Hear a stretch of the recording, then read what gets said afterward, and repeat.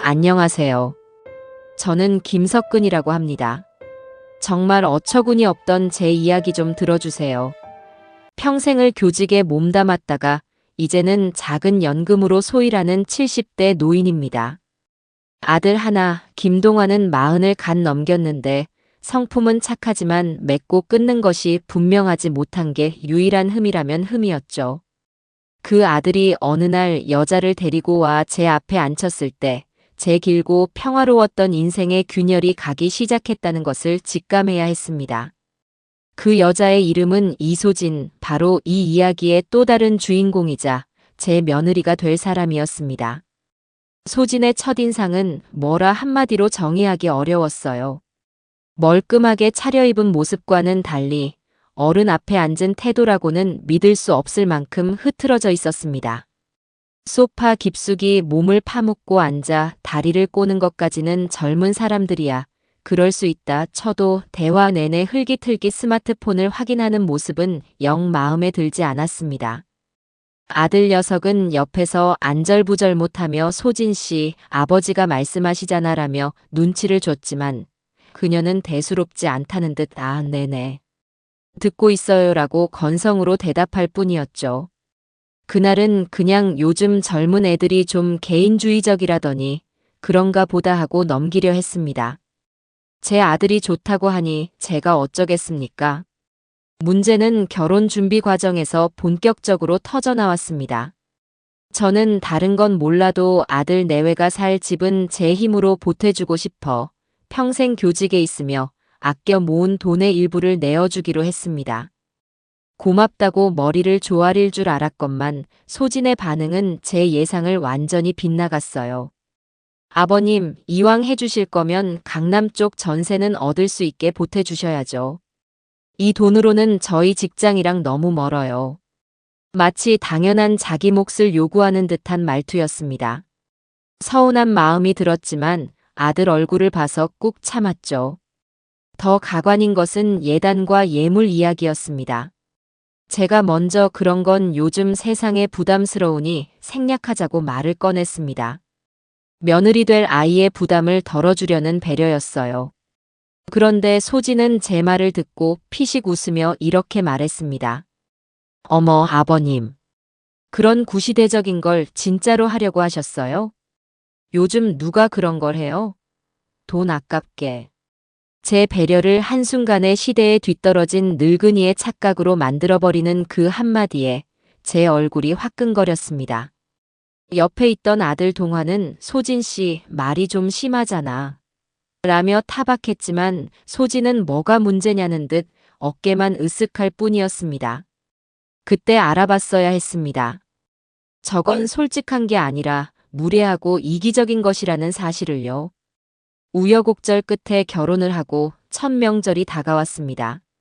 저는 호랍이 살림이지만 명절 음식만큼은 직접 해야 직성이 풀리는 옛날 사람입니다. 아내가 살아있을 때 어깨너머로 배운 솜씨로나마 며느리에게 이것저것 가르쳐주며 진짜 가족이 되고 싶다는 소박한 꿈이 있었죠. 하지만 그 꿈은 명절 전날 소진이 현관문을 열고 들어서는 순간 산산조각 났습니다. 돕겠다고 팔을 걷어붙이기는커녕 소파에 가방을 던지듯 내려놓고는 대뜸 부엌을 훑어보며 말했습니다. 어머니, 이 나물간이 너무 짜요. 저희 친정은 이렇게 안 하는데. 그리고 이 전은 너무 두껍네요.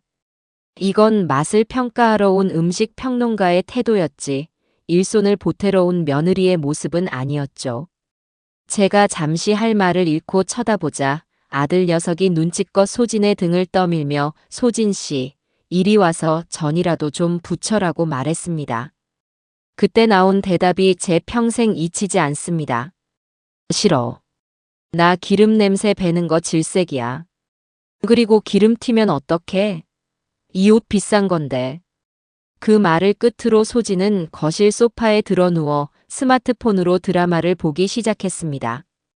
부엌에서 저와 아들이 땀을 뻘뻘 흘리며 음식을 만드는 동안 거실에서는 연신 드라마 주인공들의 울고 웃는 소리가 울려 퍼졌습니다.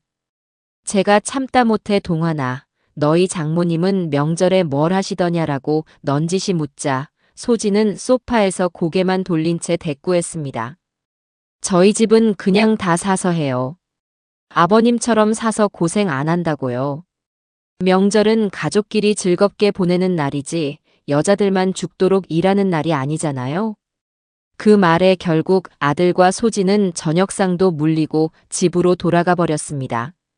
텅 빈 거실에 홀로 앉아 식어버린 전을 씹는데 어찌나 쓰디쓴지 목으로 넘길 수가 없었습니다. 그 후로도 소진의 기행은 계속되었습니다. 주말에 연락도 없이 찾아와서는 제 집을 마치 자기 집처럼 휘젓고 다녔습니다. 가장 기가 막혔던 사건은 거실에 걸려있던 제 추억을 멋대로 치워버린 일이었어요. 제 거실 벽에는 제가 젊은 시절 아내와 함께 찍었던 흑백 사진 한 점과 제가 직접 쓴 가화만사성서의 족자가 걸려 있었습니다. 볼 때마다 먼저 간 아내 생각에 마음이 아리면서도 동시에 우리 가족의 행복을 지켜주는 부적처럼 느껴져 소중히 여기던 물건들이었죠. 그런데 어느 날 아들 내외가 다녀간 다음 날 그 사진과 족자가 온데간데 없이 사라졌습니다. 그리고 그 자리에는 형태를 알아볼 수 없는 붉고 푸른 물감이 뒤섞인 추상화가 떡하니 걸려 있었습니다. 이게 대체 무슨 영문인가 싶어 아들에게 전화를 걸자 수화기 너머로 소진의 목소리가 끼어들었습니다. 아, 그거요, 아버님? 제가 어제 걸어뒀어요. 집안 분위기가 너무 칙칙하고 올드해서 바꿔봤는데 어때요? 훨씬 세련되고 감각적이죠? 악이라고는 한 점도 찾아볼 수 없는 순수한 의도로 포장된 그 말에 저는 오히려 할 말을 잃었습니다. 제가 아끼는 물건들을 치우기 전에 집주인인 제게 단 한마디 상의도 없었다는 사실, 그리고 제 추억을 칙칙하고 올드한 것으로 치부해버린 그 경솔함에 온몸에 피가 거꾸로 솟는 기분이었습니다. 내 허락도 없이 누가 그런 짓을 하라고 했나. 제가 버럭 소리를 지르자 소진은 오히려 의아하다는 듯이 대답했습니다. 왜 화를 내세요? 낡은 건 버리고 새 걸로 바꾸는 게 당연하잖아요. 다 아버님 집 더 좋아지라고 한 일인데 좋은 마음을 몰라주시니 서운하네요. 전화를 끊고 텅 빈 벽과 정체불명의 그림을 번갈아 보았습니다. 낡은 사진과 족자는 이미 쓰레기통에 버려졌다고 했습니다. 그 순간 깨달았습니다. 저 며느리는 단순히 무례한 것을 넘어 타인의 역사와 추억에 대한 존중이 전혀 없는 사람이구나. 제 인생의 일부가 그렇게 소진의 세련됨에 밀려 쓰레기처럼 버려졌습니다. 그날 이후 제 마음의 문은 소진을 향해 아주 조금씩 하지만 분명하게 닫히기 시작했습니다. 아들과 며느리에 대한 서운함이 쌓여가던 무렵 동환이에게서 전화가 왔습니다. 소진이가 임신을 했다는 소식이었습니다. 그 순간 제 마음속에 쌓여가던 앙금들이 봄눈 녹듯 사라지는 기분이었어요. 곧 할아버지가 된다는 기쁨, 네 대를 이을 혈육이 생긴다는 설렘은 그간의 모든 서운함을 덮고도 남을 만큼 컸습니다. 저는 당장 시장으로 달려가 가장 좋은 한우와 미역을 사서 아들 집으로 향했습니다. 하지만 그 기쁨이 오래가지 않을 것이라는 사실을 저는 그때 미처 알지 못했습니다. 손주라는 존재는 제게 기쁨인 동시에 소진에게는 저를 마음껏 휘두를 수 있는 새로운 무기가 되어 주었을 뿐입니다.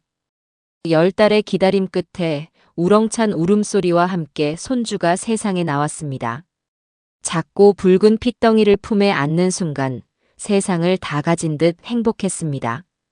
아들 동환이를 처음 안았을 때와는 또 다른 벅찬 감동이었죠. 저는 아이의 이름을 현우라고 지어주었습니다. 어질고 굳센 아이로 자라라는 제 마지막 바람을 담아서요. 문제는 소진이 산후조리원에서 나올 무렵 터졌습니다. 조리원으로 찾아가니 소진은 침대에 누워 잡지를 보고 있더군요. 저를 보더니 기다렸다는 듯이 입을 열었습니다. 아버님 오셨어요? 마침 드릴 말씀이 있었는데. 저희 이제 현우 데리고 나가면 짐이 많아져서 지금 타는 세단으로는 어림도 없겠더라고요. 카시트도 달아야 하고 유모차도 실어야 하고요. 저는 그렇겠구나. 차가 작긴 하지라며 맞장구를 쳤습니다.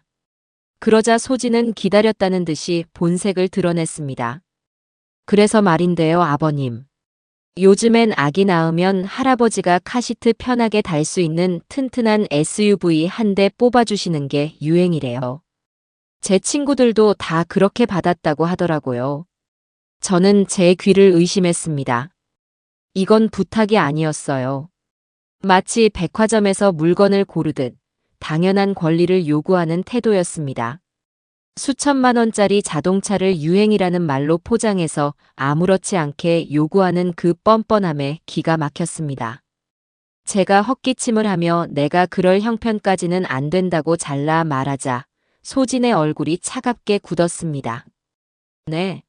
아버님 연금도 받으시고 집도 있으시잖아요. 저희 힘든 거 뻔히 아시면서 너무 매정하시네요. 손주 사랑하는 마음이 그것밖에 안 되시는 거예요? 핏덩이 같은 손주를 방패 삼아 제 마음을 후벼 파는 그 말에 저는 더 이상 대꾸할 가치를 느끼지 못했습니다. 손주를 본 기쁨으로 뜨거웠던 제 마음은 그 순간 차갑게 식어버렸습니다. 그날 이후 손주 사랑이라는 말은 제게 가장 듣기 싫은 협박이 되고 말았습니다. 아니나 다를까 차를 사주지 않은 것에 대한 보복은 곧바로 시작되었습니다. 소진은 출산 휴가가 끝나자마자 복직을 해야 한다며 현우를 제게 맡기겠다고 일방적으로 통보했습니다. 아버님, 저희 둘 다 벌어야 현우 분유값이라도 벌어요. 아침에 저희가 현우 데려다 놓으면 저녁에 저희가 데리러 올게요. 아버님은 집에만 계시니까 딱 좋잖아요. 저는 제 나이가 70이 넘었다는 사실을 상기시켰습니다. 하루 종일 우는 아이를 돌보는 것은 보통 일이 아니라고 체력적으로 너무 힘들다고 솔직하게 이야기했죠. 그러자 소진은 코웃음을 쳤습니다. 어머, 아버님이 하실 게 뭐 있다고 그러세요? 그냥 현우 밥 주고 기저귀 갈아주고 재워주기만 하면 되는데요. 남들은 자기 부모님한테 돈 들여가면서까지 맡기는데 저희는 아버님 편하게 용돈 벌게 해드리려는 거잖아요. 용돈이라는 말에 실소가 터져 나왔습니다. 물론 돈을 주겠다는 이야기는 단 한마디도 없었습니다. 그저 생색내기용 단어일 뿐이었죠. 제가 정 힘들면 구청에서 운영하는 아이돌봄 서비스를 알아보는 게 어떻겠니라고 제안하자 소진의 목소리가 날카로워졌습니다. 돈 아깝게 뭐하러요? 멀쩡한 할아버지가 집에 놀고 있는데. 아버님, 저희 힘들게 돈 버는데 그런데 헛돈 쓰게 하실 거예요? 그냥 좀 희생하시면 안 돼요? 희생. 그 단어가 비수처럼 날아와 제 가슴에 박혔습니다. 자식과 손주를 위한 내리사랑이 소진의 입을 거치자 일방적인 희생으로 둔갑했습니다. 결국 아들 동환이까지 아버지, 소진이가 너무 힘들어해서 그래요. 조금만 도와주세요라며 거드는 통에 저는 울며 겨자 먹기로 공짜 육아 도우미가 되고 말았습니다. 매일 아침 8시부터 저녁 8시까지 저는 제 집에서 손주를 돌보는 감옥살이를 시작해야 했습니다. 제 하루는 완전히 현우에게 맞춰져 돌아갔습니다. 제 아침 산책 시간은 현우의 낮잠 시간이 되었고 제가 즐겨보던 뉴스 채널은 하루 종일 아기들 노래가 나오는 채널에 자리를 내주어야 했습니다. 평생을 깨끗하게 정돈하며 살아온 제 집은 그야말로 난장판이 되어갔습니다. 주말이면 아들 내외는 쉬어야 한다는 핑계로 현우를 제 집에 데려다 놓고는 자기들끼리 데이트를 하러 나가기 일쑤였습니다. 그러는 동안 제 집은 거대한 키즈 카페로 변했습니다. 거실 바닥에는 온갖 장난감이 발 디딜 틈 없이 널려 있었고 소파에는 과자 부스러기와 우유 자국이 마를 날이 없었죠. 하루는 현우가 제가 아끼는 하얀색 벽지에 붉은색 크레용으로 그림을 그리는 것을 발견했습니다. 기겁해서 아이를 말리고 소진에게 전화를 걸어 이 사실을 알렸습니다. 당연히 미안하다고 사과를 할 줄 알았죠. 하지만 소진의 대답은 제 상상을 초월했습니다. 어머, 그랬어요? 괜찮아요, 아버님. 그게 다 창의력 발달에 좋은 거래요. 나중에 현우 좀 더 크면 도배 한번 싹 새로 하면 되죠, 뭐. 마치 남의 집 이야기하듯 태평한 그 말투. 제 집 벽지가 망가진 것보다 그 안에 담긴 제 속상한 마음을 조금도 헤아리지 못하는 그 무심함이 저를 더 절망하게 만들었습니다. 도배를 새로 하는 건 돈이 들지 않니? 그 돈은 누가 내고? 제가 따지듯 묻자 소진은 귀찮다는 듯이 대답했습니다. 에이, 아버님. 그런 거 가지고 쪼잔하게 왜 그러세요? 그 집 나중에 어차피 저희가 물려받을 건데 저희 집 저희가 꾸민다고 생각하면 되죠. 너무 스트레스 받지 마세요. 그 순간 저는 깨달았습니다. 아, 이 집은 더 이상 내 집이 아니구나. 나는 그저 이들이 물려받을 집을 잠시 관리하고 있는 관리인에 불과하구나. 제 손으로 평생을 일궈온 소중한 보금자리가 며느리의 말 한마디에 차갑고 낯선 공간으로 변해버렸습니다. 저는 그저 한숨을 쉬며 크레용 자국이 선명한 벽을 망연자실하게 바라볼 뿐이었습니다. 손주를 돌보며 제 일상을 모두 빼앗긴 것도 모자라 아들 내외의 금전적인 요구는 더욱 노골적이고 대담해졌습니다. 제가 평생을 아끼고 모은 재산이 마치 그들이 원할 때 언제든 꺼내 쓸 수 있는 예금 통장이라도 되는 것처럼 여기는 듯 했습니다. 사랑하는 아들 동환이는 그 탐욕스러운 아내의 꼭두각시가 되어 내 앞에 앉았고 저는 아들을 볼 때마다 연민과 분노 사이에서 아슬아슬한 줄타기를 해야만 했습니다. 어느 날 저녁 동환이가 퇴근길에 무거운 표정으로 저를 찾아왔습니다. 쭈뼛거리며 말을 꺼내지 못하는 모습이 필시 곤란한 부탁을 하러 온 것이 분명했죠. 제가 말없이 술잔을 채워주자 아들은 한참 만에야 입을 열었습니다. 아버지, 제가 회사를 그만두고 제 사업을 해볼까 합니다. 뜬금없는 소리였지만 저는 묵묵히 다음 말을 기다렸습니다. 요즘 유행하는 디저트 카페가 있는데 목 좋은 자리가 하나 나왔습니다. 소진이가 이런 쪽으로 감각이 좋아서 같이 해보면 분명 잘 될 겁니다. 그래서 아버지께서 사업 자금으로 5천만 원만 빌려주실 수 있을까 해서요. 저는 동환이가 내민 사업 계획서를 받아들었습니다.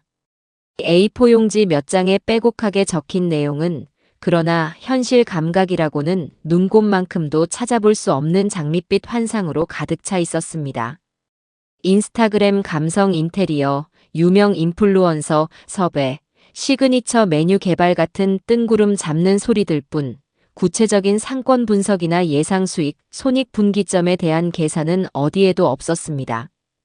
딱 봐도 소진의 머리에서 나온 계획이라는 것이 명백했죠. 저는 단호하게 고개를 저었습니다. 동환아, 이건 사업이 아니라 투기다.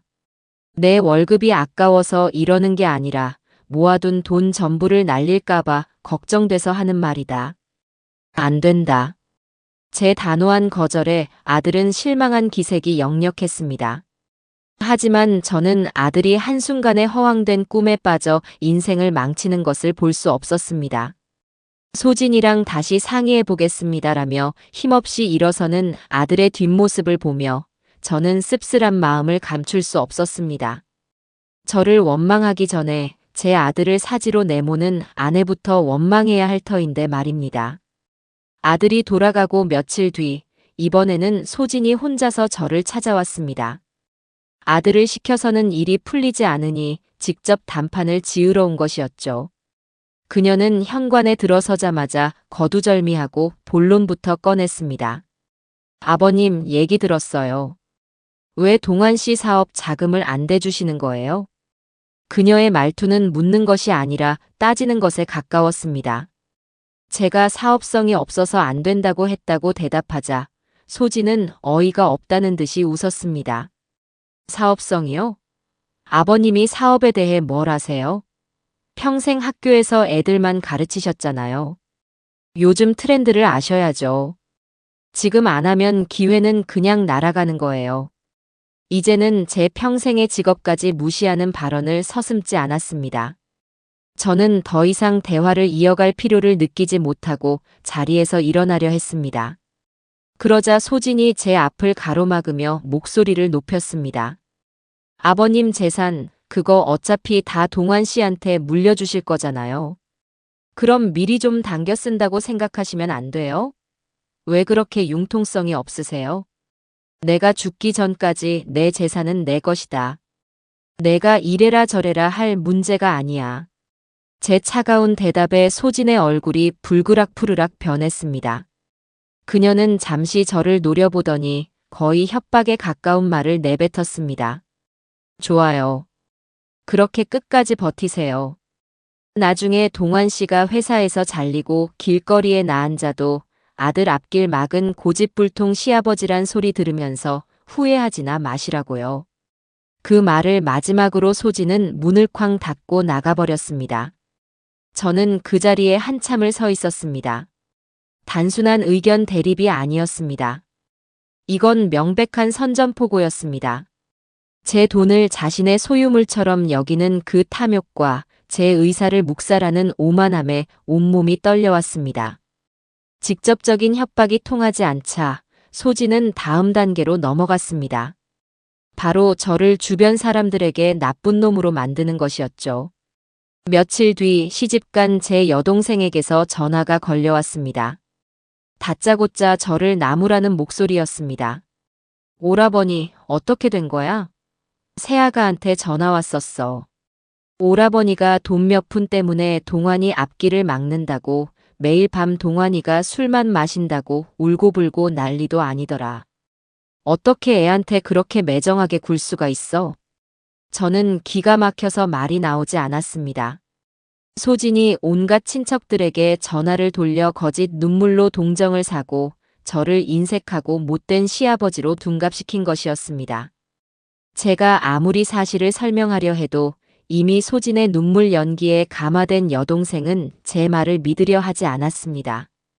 그래도 오죽하면 애들이 그러겠어. 오라버니가 좀 이해하고 도와주면 어디덧나.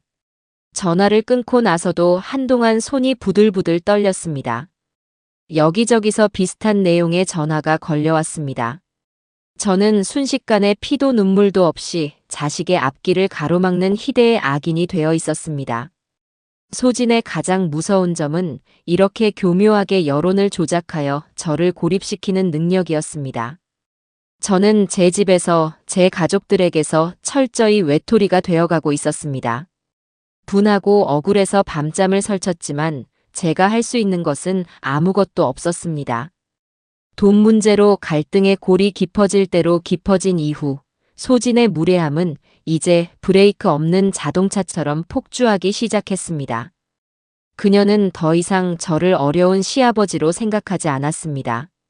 그저 자신의 인생의 걸림돌이 되는 시대에 뒤떨어진 늙은이 정도로 취급하는 것이 노골적으로 느껴졌죠. 특히 제게 가장 소중한 가치, 죽은 아내와의 추억을 건드렸을 때 제 마음속에서는 무언가 단단히 부서져 내리는 소리가 났습니다. 그날은 먼저 세상을 떠난 제 아내의 생일이었습니다. 저는 해마다 아내의 생일이 되면 조용히 추모공원을 찾아 꽃 한 송이를 바치고 오곤 했습니다. 올해는 손주 현우도 태어났으니 할머니에게 첫 인사를 시키는 것도 의미가 있겠다 싶어 아들 내외에게 함께 가자고 제안했습니다. 아들 동환이야 당연히 그러자고 했지만 소진의 반응은 싸늘했습니다. 거길 뭐하러 가요? 주말에 차 막히게. 그냥 집에서 맛있는 거나 시켜 먹어요. 죽은 사람은 죽은 사람이잖아요. 저는 아무 말 없이 소진을 쳐다보았습니다. 제 눈빛에 담긴 분노를 읽었는지 소진은 마지못해 알았어요. 가요. 가면 되잖아요 라며 입을 삐죽였습니다. 그렇게 불편한 동행이 시작되었죠. 차를 타고 가는 내내 소진은 이럴 시간에 쇼핑을 갔으면 옷을 몇 벌을 사는 건데라며 투덜거렸고 추모공원에 도착해서는 햇볕이 뜨겁다, 벌레가 많다며 짜증을 냈습니다. 아내의 작은 비석 앞에 도착해 제가 가져간 국화꽃을 놓고 잠시 묵념을 하는 동안이었습니다. 동환이는 제 옆에서 숙연하게 고개를 숙이고 있었지만 소진은 그 짧은 순간을 참지 못하고 스마트폰을 꺼내 SNS를 확인하고 있었습니다. 제가 그 모습을 지켜보자 그녀는 뭐가 문제냐는 듯이 말했습니다. 아버님, 이제 그만 가요. 여기 오래 있어봤자 뭐해요. 산 사람은 살아야죠. 현우도 지루해 하잖아요. 아무것도 모르는 아기는 유모차에서 새근새근 잠들어 있었습니다.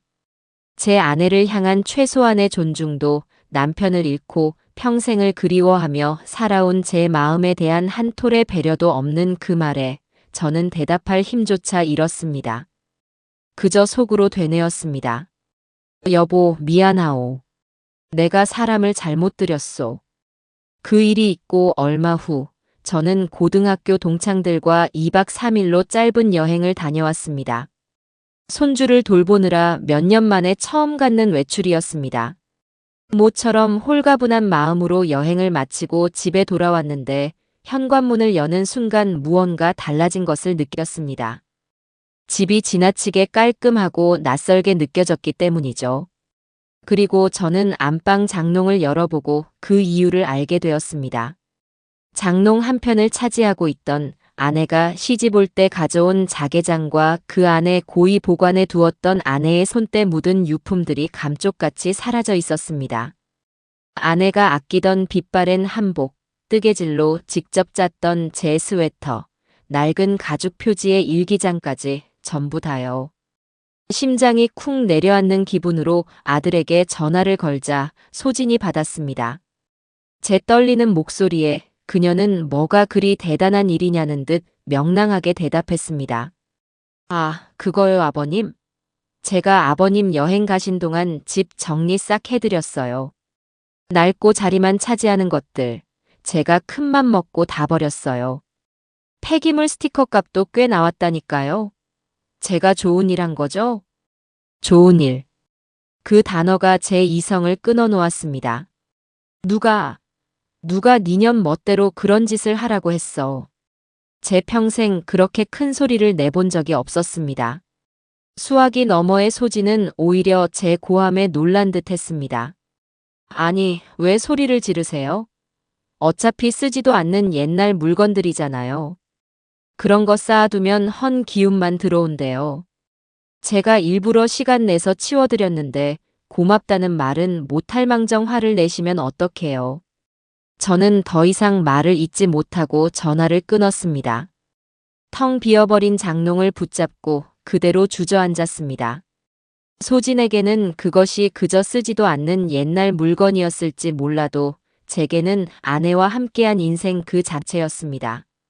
제 소중한 추억이, 제 아내의 흔적이 며느리의 선행 아래 쓰레기가 되어 사라져버렸습니다. 저는 그날 밤 텅 빈 장롱을 부여잡고 소리 없이 울었습니다.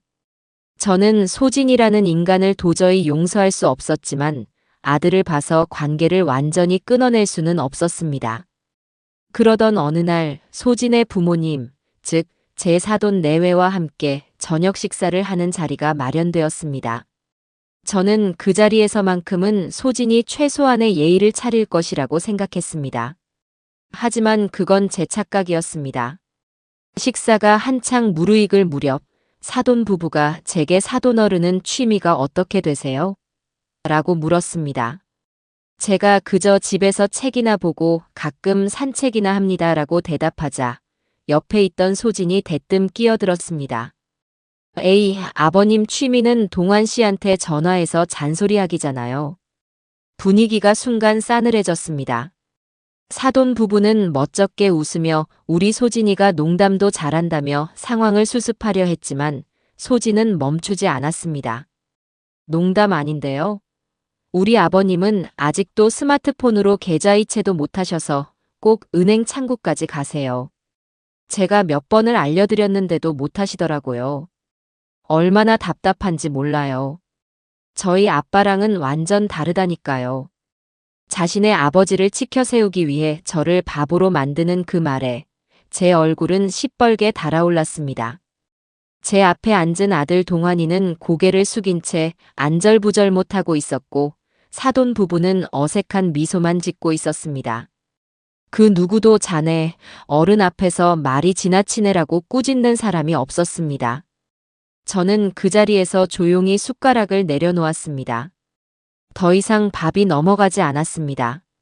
가족이라는 울타리 안에서, 그것도 제 사돈 앞에서 저는 완벽한 조롱거리이자 무시의 대상이 되어 있었습니다. 그날 저는 결심했습니다. 이 모욕적인 관계를 어떻게든 내 손으로 끝내야겠다고. 더 이상은 참을 수 없다고 말입니다.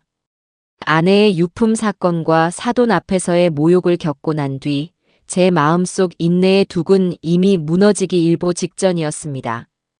저는 아들 내외와의 만남을 의식적으로 피하며 겨우 평정심을 유지하고 있었습니다. 그러던 중 민족의 대명절, 추석이 다가왔습니다. 저는 이 명절이 제 인내심을 시험하는 마지막 무대가 될 것이라고는 상상조차 하지 못했습니다. 아니, 어쩌면 마음 한구석에서는 이 모든 관계가 끝장날 어떤 계기를 기다리고 있었는지도 모르겠습니다.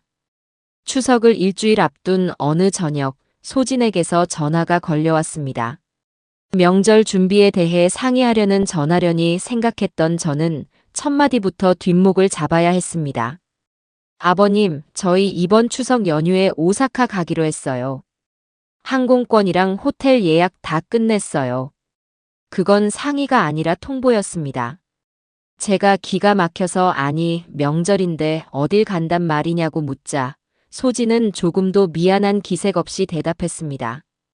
요즘엔 다들 이렇게 보내요, 아버님. 명절 스트레스 없이 가족끼리 오붓하게 여행 가는 게 요즘 트렌드라고요. 아버님도 언제까지 그렇게 구식으로 명절 보내실 거예요? 또다시 요즘 트렌드 타령이었습니다. 제가 그래도 명절 당일에는 얼굴이라도 비춰야 하는 거 아니냐고 언성을 높이자 소진은 마지못해 대답했습니다. 아, 네네. 저희 비행기가 오후니까 공항 가기 전에 잠깐 들를게요. 한 10시쯤이요? 그럼 됐죠? 제사를 지내지 않는 집안이라지만 추석은 온 가족이 모여 한 해의 수확에 감사하고 정을 나누는 날입니다. 그 소중한 의미가 며느리에게는 그저 해외여행 가기 전에 잠시 들러야 하는 귀찮은 경유지 정도로 취급되고 있었습니다. 저는 더 이상 말을 섞지 않고 전화를 끊어버렸습니다. 이미 기대조차 하지 않았지만 막상 현실로 닥치니 비참한 마음을 금할 길이 없었습니다. 추석 당일 아침, 저는 홀로 텅 빈 집에서 명절 음식을 준비했습니다. 제사를 지내지는 않아도 아들이 오면 좋아하던 갈비찜이라도 배불리 먹이고 싶은 부모의 마음이었습니다. 그렇게 갈비찜과 잡채, 갖가지 전을 부치며 아들 내외를 기다렸습니다. 그들이 도착한 것은 약속한 10시가 훌쩍 넘은 11시 반이었습니다. 현관문을 열고 들어서는 그들은 이미 공항에 가기 편한 여행복 차림이었습니다. 소진은 손에 들고 있던 딱 봐도 마트에서 급하게 산 것이 분명한 5만 원짜리 과일 바구니 하나를 식탁 위에 툭 던지듯 올려놓았습니다. 아버님, 저희 왔어요. 길이 좀 막혀서 늦었네요. 미안함이라고는 찾아볼 수 없는 뻔뻔한 변명이었습니다. 그리고 소진의 눈길이 제가 차려놓은 음식상으로 향했습니다. 그녀는 잠시 눈을 동그랗게 뜨더니 이내 혀를 끌끌 차며 말했습니다. 어머, 이걸 다 혼자 하셨어요? 세상에, 아버님도 참. 요즘 마트에 가면 이거보다 더 잘 나오는 거 널렸는데. 왜 이렇게 사서 고생을 하세요, 진짜. 그 말 한마디가 제 모든 노력을, 아들을 위하는 제 마음을 한순간에 사서 하는 고생으로 전락시켰습니다. 제 사랑과 정성은 그저 시대에 뒤떨어진 늙은이의 미련한 고집이 되어버렸습니다. 저는 아무 말도 할 수가 없었습니다. 그저 부엌 한가운데 서서 참을 수 없는 모멸감에 입술만 깨물고 있었습니다. 결국 제 안에 있던 무언가가 툭 하고 끊어져 버렸습니다. 저는 더 이상 소진을 상대하고 싶지 않았습니다. 모든 문제의 근원은 저런 아내를 데리고 살면서도 찍소리 한 번 못하는 제 아들, 김동완에게 있었습니다. 저는 식탁에 앉아 지 아내의 눈치를 보며 갈비찜을 집으려 하는 동환이에게 다가가 그대로 멱살을 잡아챘습니다. 김동환. 제 평생 아들의 이름을 그렇게 악에 바쳐 불러본 적이 없었습니다. 놀란 동환이의 눈이 동그래졌습니다. 내 마누라, 내가 똑바로 교육 안 시켜? 어른 앞에서 이게 지금 뭐 하는 짓이야? 내가 내 놈을 어떻게 키웠는데 어떻게 저런 걸 며느리라고 들여서 이 애비를 능멸하게 만들어. 저는 아들의 멱살을 잡고 마구 흔들며 울부짖었습니다. 그동안 쌓였던 모든 서름과 분노가 한꺼번에 터져나왔습니다. 소진은 옆에서 어머머, 아버님 왜 이러세요? 폭력은 안 되죠. 라며 호들갑을 떨었지만 제 눈에는 오직 아들 녀석의 비겁한 얼굴만 보였습니다. 제가 기대했던 것은 아버지, 제가 잘못했습니다. 여보, 당신도 아버지께 사과드려. 라는 아들의 한마디였습니다. 하지만 제 멱살을 잡힌 채 아들은 울먹이며 제게 이렇게 말했습니다. 아버지, 제발 이러지 마세요. 소진이 걔 나쁜 애 아니에요. 그냥 표현이 좀 서툴러서 그래요. 아버지께서 좀 이해해 주시면 안 될까요? 이해. 또다시 이해해 달라는 말이었습니다. 제 아내는 죽은 사람 취급을 당하고 제 추억은 쓰레기가 되고 제 인격은 사돈 앞에서 조롱당했습니다. 그런데도 아들은 제게 이해를 강요하고 있었습니다. 그 순간 저는 제 손에서 힘이 탁 풀리는 것을 느꼈습니다. 아들의 멱살을 잡고 있던 손을 스르르 놓았습니다. 분노가 가라앉은 자리에 차갑고 시린 절망이 차오르기 시작했습니다. 이 아들은 내 아들이 아니다. 내 편이 아니다. 저 여자의 남편일 뿐이다. 저는 아무 말 없이 돌아서서 안방으로 들어갔습니다. 문을 닫고 침대에 걸터 앉았습니다. 등 뒤에서 아버님, 저희 그냥 가볼게요. 아버지. 라고 외치는 소리가 들려왔지만 저는 아무 대답도 하지 않았습니다. 그날 제 마음속에서 아들 김동환이라는 존재가 그렇게 완전히 지워져 버렸습니다. 추석날 아들의 멱살을 놓고 안방으로 들어와 문을 닫은 그 순간 세상의 모든 소음이 차단되는 듯 했습니다. 문 밖에서 저를 부르는 아들의 목소리도 당황해서 어쩔 줄 모르는 소진의 목소리도 그저 웅웅거리는 이명처럼 멀게만 느껴졌습니다. 저는 침대에 걸터앉아 멍하니 벽지를 바라보았습니다. 그 벽지에는 아직도 손주 현우가 그려놓은 붉은 크레용 자국이 희미하게 남아 있었습니다. 예전 같았으면 저 자국을 볼 때마다 속이 상하고 화가 치밀었겠지만 이상하게도 그 순간에는 아무런 감정도 잃지 않았습니다. 마치 남의 집 풍경을 보는 것처럼 모든 것이 무감각하고 현실감 없게 다가왔습니다. 그들은 얼마 지나지 않아 집을 떠난 듯 했습니다. 현관문이 닫히는 소리가 희미하게 들려왔고 그 후로는 완벽한 정적만이 집안을 감쌌습니다. 저는 그날 저녁을 굶었습니다. 혼자 차린 명절 음식이 식어가는 냄새가 역겹게 느껴졌기 때문입니다. 그날 이후 기묘한 평화가 찾아왔습니다. 아들 내외는 제게 전화를 걸지 않았습니다. 저 역시 그들에게 연락하지 않았습니다. 마치 처음부터 존재하지 않았던 사람들처럼 우리 사이의 모든 교류가 끊겼습니다. 주말이 되어도 제 집 현관문을 두드리는 사람은 없었고 제 전화기는 하루 종일 죽은 듯이 조용했습니다. 처음 며칠은 허전한 비슷한 감정이 들기도 했습니다. 평생을 북적이는 교실에서 그리고 가정을 꾸려 살다가 아내를 잃은 후에도 아들 내외의 잦은 방문으로 시끄러웠던 제 인생에 이런 완벽한 고요는 낯선 경험이었기 때문입니다. 하지만 시간이 지날수록 저는 그 고요함이 주는 안락함에 서서히 익숙해져 갔습니다. 아침에 일어나면 더 이상 손주를 돌볼 걱정을 하지 않아도 되었습니다. 제가 좋아하는 클래식 음악을 틀어놓고 제가 마시고 싶을 때 커피를 내려 마셨습니다. 아무도 제 커피가 너무 쓰다고 타박하지 않았고 클래식 음악이 지루하다고 채널을 돌리지 않았습니다. 소파에 누워 책을 읽다가 잠이 들어도 과자 부스러기를 흘린다며 잔소리하는 사람도 없었습니다. 제 집은 오롯이 저만의 공간이 되었습니다. 그들의 부재는 제게 슬픔이나 외로움이 아닌 잃어버렸던 제 삶의 주도권을 되찾아 주었습니다.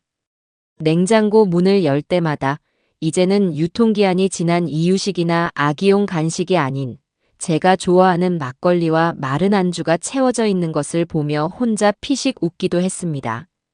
소진의 날카로운 목소리와 아들의 우유부단한 표정, 손주의 울음소리가 사라진 집은 마치 오랜 병을 앓다가 회복된 환자처럼 평온하고 건강해 보였습니다. 그때 깨달았습니다. 저를 병들게 했던 것은 나이가 아니라 바로 그들이었다는 사실을요. 어느 날 오후 저는 무심코 컴퓨터를 켜고 부동산 사이트에 접속했습니다. 처음에는 아무런 목적도 없었습니다. 그저 요즘 집값이 어떤가 하는 막연한 호기심이었죠. 서울을 벗어나 강원도 지역의 매물을 클릭해 보았습니다. 화면에 강릉과 속초의 작은 아파트 사진들이 나타났습니다. 거실 창밖으로 파란 동의 바다가 펼쳐진 사진을 보는 순간 제 심장이 잠시 멈추는 듯 했습니다. 그 사진 속에는 제가 잊고 살았던 어쩌면 평생을 꿈꿔왔던 풍경이 담겨 있었습니다. 소음도 다툼도 무례함도 없는 그저 잔잔한 파도 소리만이 들려오는 평화로운 공간. 저는 홀린 듯이 그 매물들을 하나하나 꼼꼼히 살펴보기 시작했습니다. 20평 남짓한 작은 아파트. 혼자 살기에는 더할 나위 없이 충분한 공간이었습니다. 시세는 생각보다 비싸지 않았습니다. 지금 살고 있는 이 집을 처분하면 대출 하나 없이 저런 아파트를 사고도 넉넉한 노후 자금이 남을 터였습니다.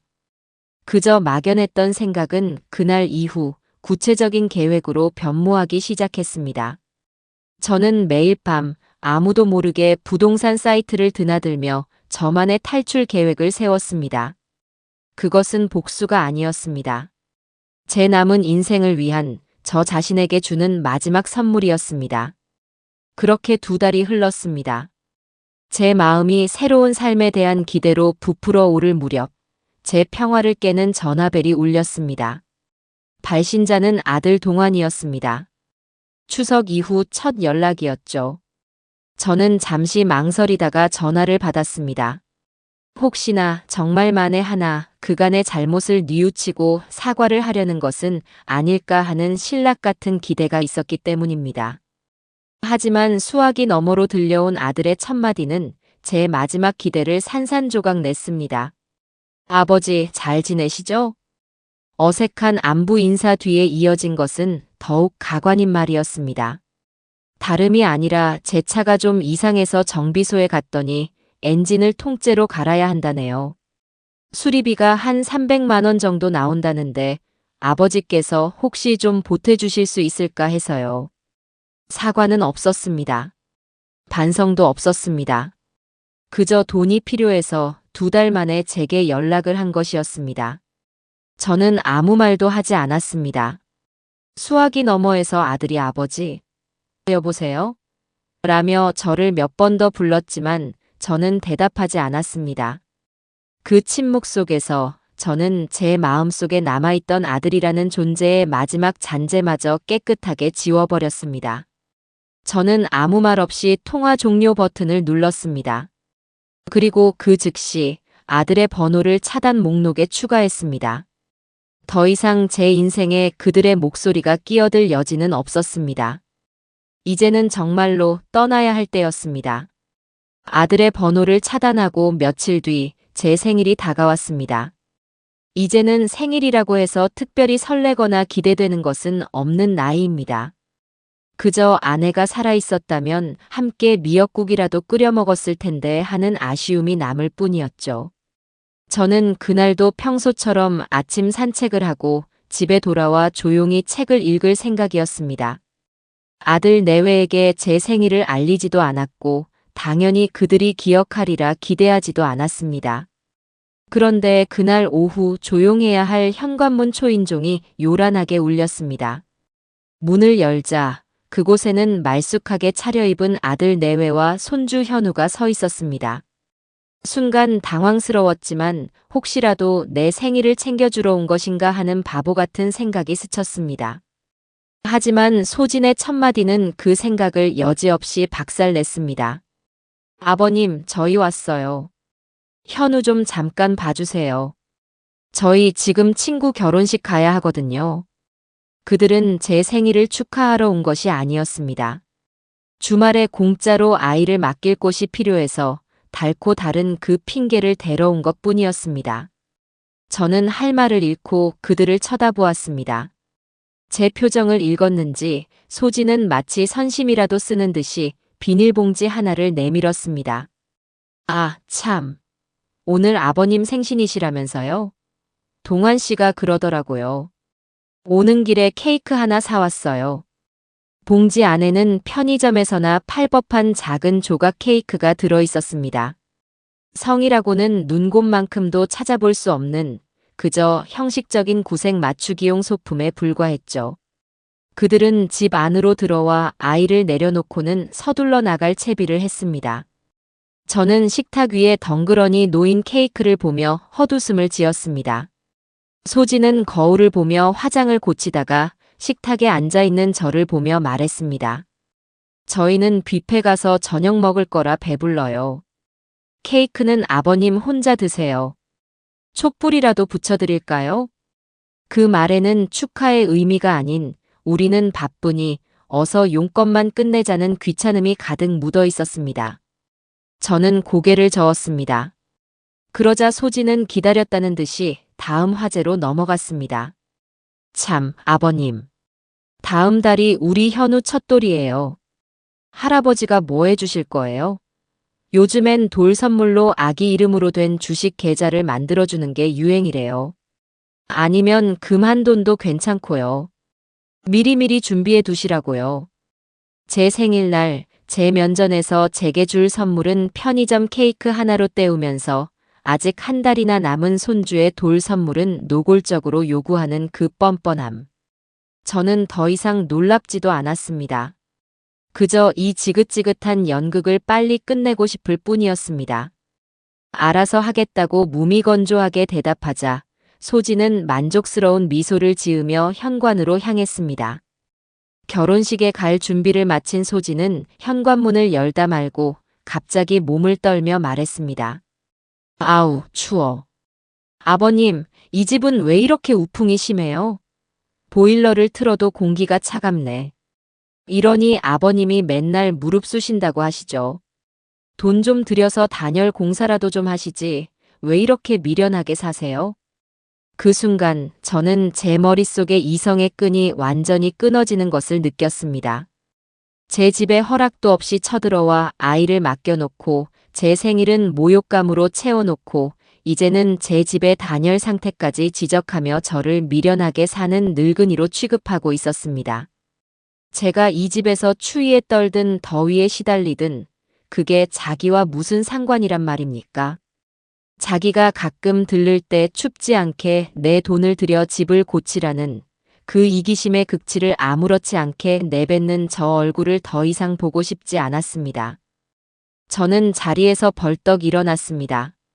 그리고 제 평생 한 번도 내보지 않았던 냉정한 목소리로 말했습니다. 나가라. 네. 내 집에서 당장 나가. 그리고 2번 다시 찾아오지 마라. 제 단호한 태도에 아들 내외는 당황한 기색이 역력했습니다. 동환이가 아버지, 왜 그러세요? 소진이가 뭘 또 잘못했다고라며 말끝을 흐렸지만 저는 그의 말을 잘랐습니다. 내 놈도 마찬가지야. 내 자식 데리고 당장 사라져. 여긴 더 이상 너희가 함부로 드나들 곳이 아니다. 결국 그들은 어쩔 수 없이 아이를 데리고 쫓겨나듯 집을 나섰습니다. 쾅 하고 현관문이 닫히고 집안에는 다시 정적이 찾아왔습니다. 저는 식탁 위에 놓인 작은 조각 케이크를 집어들어 그대로 쓰레기통에 처박았습니다. 이제 정말로 모든 것이 끝났습니다. 망설일 이유도 미련을 가질 이유도 완전히 사라졌습니다. 생일날의 소동 이후 저는 완벽한 결심을 굳혔습니다. 이제 남은 것은 실행뿐이었습니다. 저는 부동산 중개인에게 전화를 걸어 가장 빠른 시일 내에 집을 처분하고 싶다고 말했고 중개인은 제 단호함에 알겠다며 발 빠르게 움직이기 시작했습니다. 집을 보러 오는 사람들이 몇 번 다녀갔지만 저는 그들에게 별다른 감정을 느끼지 못했습니다. 이 집은 더 이상 제게 안식처가 아니었고 그저 제가 떠나야 할 정거장에 불과했으니까요. 그러던 중 설날이 다가왔습니다. 저는 이 마지막 명절을 제 위대한 탈출을 위한 마지막 무대로 삼기로 결심했습니다. 설날을 며칠 앞두고 동환이에게서 전화가 걸려왔습니다. 차단했던 번호였지만 공중전화로 건 모양이었습니다. 익숙한 아들의 목소리에 잠시 심장이 내려앉았지만 저는 이내 평정을 되찾았습니다. 아버지 아직도 화 많이 나셨어요? 죄송해요. 그날은 저희가 정말 잘못했어요. 뒤늦은 사과였지만 조금도 진심으로 들리지 않았습니다. 아니나 다를까 아들의 진짜 용건은 따로 있었습니다. 이번 설에는 저희가 꼭 갈게요. 소진이도 이번에는 정말 잘하겠다고 약속했어요. 전날 밤에 미리 가서 아버님 음식 하시는 거 다 돕겠다고 했어요. 그러니까 제발 저희 받아주시면 안 될까요? 저는 속으로 코웃음을 쳤습니다. 돕겠다는 그 말을 제가 믿을 것이라고 생각하는 걸까요? 하지만 저는 제 계획을 위해 그 제안을 받아들이기로 했습니다. 오히려 그 편이 더 좋았습니다. 마지막으로 그들의 본성을 제 눈으로 똑똑히 확인하고 떠나는 편이 제 마음의 한 점의 미련도 남기지 않을 테니까요. 알겠다. 그럼 전날 저녁에 오너라. 제 허락에 아들은 기쁜 목소리로 전화를 끊었습니다. 저는 수화기를 내려놓고 창밖을 보았습니다. 이제 모든 준비는 끝났습니다. 남은 것은 마지막 커튼콜을 기다리는 것뿐이었습니다. 설 전날 밤 아들 내외는 약속대로 저희 집을 찾아왔습니다. 소진은 어색한 미소를 지으며 아버님, 저희 왔어요. 뭐부터 도울까요? 라며 낯간지러운 연기를 펼쳤지만 저는 그저 피곤할 테니 들어가서 쉬어라라고 말할 뿐이었습니다. 그들은 기다렸다는 듯이 손주를 데리고 안방 옆 건넌방으로 들어갔습니다. 그날 밤 저는 잠을 이루지 못했습니다. 하지만 그건 분노나 서름 때문이 아니었습니다. 새로운 시작을 앞둔 폭풍전야의 고요한 흥분 때문이었습니다. 저는 새벽 4시에 몸을 일으켰습니다. 밖은 아직 칠흑 같은 어둠에 잠겨 있었습니다. 부엌으로 가 불을 켜고 쌀을 씻어 떡국용 떡을 물에 불리기 시작했습니다. 차가운 물에 손을 담그자 정신이 번쩍 들었습니다. 고기를 삶고 육수를 내고 전을 부치기 위해 재료를 다듬는 동안 저는 아무런 생각도 하지 않았습니다. 그저 기계처럼 수십 년간 반복해온 순서에 따라 몸을 움직일 뿐이었습니다. 이 지긋지긋한 의식을 오늘로 끝낸다고 생각하니 오히려 마음이 가벼워졌습니다. 한참 동안 부엌에서 땡그랑거리는 소리를 내고 있었을 때였습니다. 건넌방 문이 스르르 열리더니 부스스한 얼굴의 소진이 하품을 하며 부엌으로 걸어 나왔습니다. 잠을 설친 듯 잔뜩 찌푸린 얼굴이었습니다. 그녀는 제가 음식 재료로 가득한 싱크대 앞에 서 있는 것을 보더니 대뜸 미간을 찌푸리며 말했습니다. 그 목소리에는 잠기움과 함께 숨길 수 없는 짜증이 가득 실려 있었습니다. 아버님. 그녀는 저를 불렀습니다. 저는 돌아보지 않고 대답 없이 제 일만 계속했습니다. 그러자 제 등 뒤로 제 평생 잊지 못할 제 모든 것을 무너뜨린 그 한마디가 비수처럼 날아와 꽂혔습니다. 제가 왜 꼭두 새벽부터 아버님 집에 와서 이런 참견을 받아야 하죠? 순간 부엌 칼을 쥔 제 손이 허공에서 멈췄습니다.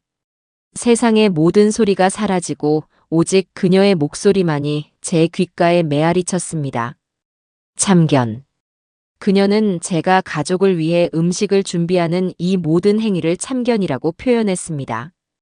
요즘 세상에 누가 이렇게 미련하게 다 만들어요? 마트 가면 떡국 밀키트도 다 팔고 전도 다 붙여서 파는데 그냥 그거 사서 편하게 하면 되잖아요. 왜 사람을 이렇게 피곤하게 만드세요, 진짜. 그 말을 듣는 순간 제 머릿속에서 마지막으로 남아있던 모든 미련과 연민, 아들에 대한 부성애마저도 완전히 증발해버렸습니다. 분노도 슬픔도 아니었습니다. 그저 모든 것이 명확해지는 차갑고 서늘한 깨달음이었습니다. 아, 이 관계는 회복될 수 있는 종류의 것이 아니구나. 내가 지금까지 헛된 꿈을 꾸고 있었구나. 저는 천천히 뒤를 돌아보았습니다. 소진은 여전히 불만이 가득한 얼굴로 저를 쳐다보고 있었고, 그 뒤로는 잠이 덜 깬 아들 동환이가 멋쩍은 표정으로 서 있었습니다. 제 아들은 아내의 그 모욕적인 발언을 듣고도 단 한마디도 그녀를 제지하지 않았습니다. 그저 이 상황이 빨리 지나가기만을 바라는 비겁한 방관자의 얼굴이었습니다. 저는 아무 말도 하지 않았습니다. 그저 그 두 사람의 얼굴을 마치 처음 보는 사람들을 관찰하듯 아주 천천히 그리고 아주 자세히 뜯어보았습니다. 그리고는 이내 고개를 돌려 다시 제 앞에 놓인 도마 위로 시선을 옮겼습니다. 제 침묵이 제가 그들에게 건네는 마지막 대답이었습니다. 너희는 더 이상 내 인생에 존재하지 않는다는 가장 완벽한 작별 인사였습니다. 설날 아침은 그 어느 때보다 길고 지루하게 흘러갔습니다. 아들 내외는 제 침묵이 주는 무게감을 견디지 못하고 점심때가 되자마자 서둘러 집을 떠났습니다. 그들이 떠난 현관문이 닫히자마자 저는 곧장 전화기를 들었습니다. 수화기 너머의 부동산 중개인에게 저는 낮고 단호한 목소리로 말했습니다. 계약합시다. 제일 먼저 집을 보러 왔던 가격을 조금 깎아달라고 했던 그 신혼부부에게 연락해서 그 가격에 집을 넘기겠다고 하시오. 조건은 하나요. 열흘 안에 잔금을 치르고 이 집을 비워주는 겁니다. 제 결단력 있는 목소리에 중개인은 잠시 놀란 듯 했지만 이내 알겠다며 발 빠르게 움직였습니다. 그날 오후 계약이 성사되었다는 연락을 받았습니다. 이제 제게 남은 시간은 열흘. 평생을 살아온 이 집을 정리하고 제 인생의 새로운 막을 열기 위한 충분하고도 남는 시간이었습니다. 다음 날부터 저는 짐을 정리하기 시작했습니다. 하지만 그것은 정리라기보다는 버리는 것에 가까운 작업이었습니다. 저는 먼저 서재에 꽂힌 수천 권의 책들을 모두 꺼내 폐지 수거 업체에 넘겼습니다. 한때는 제 지식의 보고이자 자부심이었지만 이제는 그저 무거운 과거의 흔적일 뿐이었습니다. 평생 입었던 낡은 옷가지들과 손님용으로 쌓아두었던 이불들도 모조리 의류 수거함에 넣었습니다. 덩치 큰 장롱과 소파, 식탁 같은 가구들은 중고 가구점에 연락해 헐값에 넘겨버렸습니다. 집이 하나씩 텅 비어갈수록 이상하게도 제 마음은 허전하기는커녕 오히려 풍선처럼 가볍게 부풀어 올랐습니다. 물건을 버리는 행위는 그 물건에 얽힌 지긋지긋한 기억들을 함께 버리는 의식과도 같았습니다. 제가 새 인생에 챙겨갈 짐은 아주 단출했습니다. 작은 상자 하나가 전부였죠. 그 안에는 아내와 함께 찍은 낡은 앨범 몇 권과 아내가 제게 마지막 선물로 주었던 낡은 손목시계, 그리고 제가 평생의 신념으로 삼았던 몇 권의 고전뿐이었습니다. 그것으로 충분했습니다. 나머지는 모두 과거의 유산이자 이제는 버려야 할 껍데기였습니다. 며칠에 걸쳐 집을 비워내는 동안 제 마음은 놀라울 정도로 평온했습니다. 이것이 진정한 해방이구나. 저는 매일 밤 텅 비어가는 집에서 홀로 막걸리를 마시며 다가올 미래를 상상했습니다. 드디어 잔금을 치르기로 약속한 날이 되었습니다. 저는 오전에 은행에 들러 제 이름으로 된 모든 예금을 해지하고 집값 잔금과 함께 하나의 계좌로 모았습니다. 그리고 그 돈으로 미리 점 찍어두었던 강릉의 바닷가 아파트를 망설임 없이 계약했습니다. 계약금과 잔금을 한 번에 치르는 제 모습에 부동산 사장은 놀란 눈치였지만 저는 아무렇지도 않았습니다. 남은 돈은 제 노후를 보내기에 충분하고도 남았습니다. 모든 거래를 마친 뒤 저는 곧장 통신사 대리점으로 향했습니다. 수십 년간 사용해 온 제 전화번호를 해지하고 새로운 번호로 유심칩을 교체했습니다. 이제 이 세상에 과거의 저와 연결될 수 있는 끈은 물리적으로 모두 사라졌습니다.